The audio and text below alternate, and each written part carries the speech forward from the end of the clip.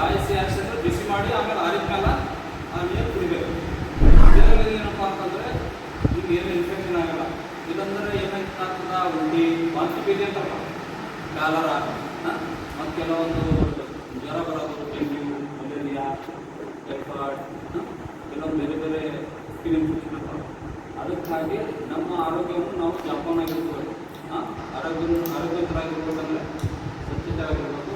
ಇದರ ಬಗ್ಗೆ ನಾವೇನು ಹೇಳಿದ್ವಿ ಅಷ್ಟೇ ನೀವು ಪಾಲಿಸಿದ್ರೆ ನೀವೆಲ್ಲ ಆರೋಗ್ಯವಾಗಿರ್ಬೇಕು. ಹೌದಾ? ಸರಿ, ಧನ್ಯವಾದಗಳು.